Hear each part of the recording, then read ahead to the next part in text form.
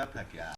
मैं तो सीधे इतना कह सकता हूँ, माननीय मुख्यमंत्री जी हैं, बड़े नेता हैं, लेकिन वो शायद ये भूल गए कि 15 वर्षों से वो सत्ता में है। 15 वर्षों में आकांक्षाएं बदली हैं, एक नई पीढ़ी आ गई है, आप उस नई पीढ़ी को समझ ही नहीं पा रहे हैं। लालू राबड़ी जी के शासन काल में बहुत सारी अच्छी चीज़ें हुई, कुछ चीज़ें हम नहीं कर पाए उस दौर के दबावों के कारण, लेकिन अभी 15 वर्ष से आप हैं।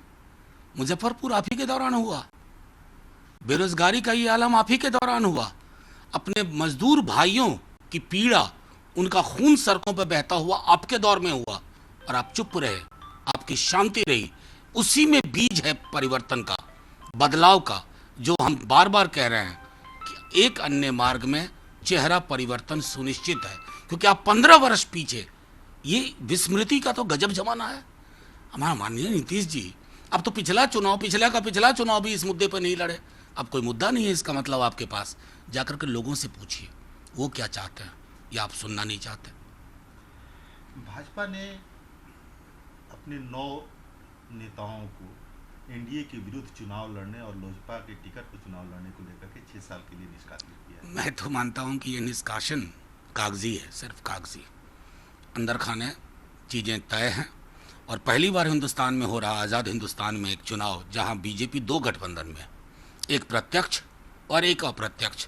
तो निष्कासन वगैरह ये बस खाना पूरी के लिए है, कहीं से थोड़ा दबाव रहा होगा कि कुछ तो कर दीजिए, तो वो कुछ कर बैठे।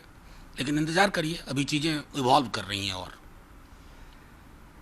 पिछले 8 महीने के सबसे ज़्यादा खुदरा मुद्रास्फीति बढ़ करके 7.3% हो गई है। देखिए, मैं समझता हूँ ये सबके लिए चिंता का विषय होना चाहिए। हमने सदन में भी कहा, सड़क पर भी लोग कह रहे हैं, कोरोना से पहले ही हमारी अर्थव्यवस्था बदहाल थी, कोरोना ने उसको और एक्सपेडाइट कर दिया। ज़मींदोज है हमारी अर्थव्यवस्था, मैक्रो लेवल पर देखें, माइक्रो लेवल पर देखें। हमारी फाइनेंस मिनिस्टर साहिबा और पीएम की टीम के लोग ग्रीन शूट्स देख रहे हैं। अब ये ग्रीन शूट्स उनको क्यों दिख रहा है? समाज को नहीं दिख रहा है, लोगों को नहीं दिख रहा है। या तो आपने ग्रीन शूट्स देखने वाला चश्मा खास पहना हुआ है और बाकियों को वो चश्मा उपलब्ध नहीं है।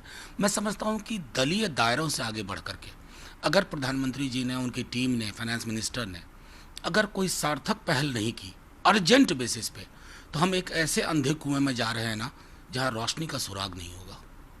भारत में 63 दिनों के सबसे कम कोविड-19 पॉजिटिव के मामले दर्ज किए गए। ये मैं समझता हूँ खुशी का विषय है, और अगर पहले पीक आ गया हो तो संभवतः ये एक बेहतर संकेत भी दे रहा है। लेकिन अभी भी हमारी पूरी कोशिश होनी चाहिए, क्योंकि कई वर्ल्ड एक्सपर्ट्स ये कह रहे हैं कि आप आगे के लिए भी थोड़ा तैयार रहें, तो हमारी तैयारियों में कोई ढिलाई ना हो, एहतियात में कोई कमी ना हो।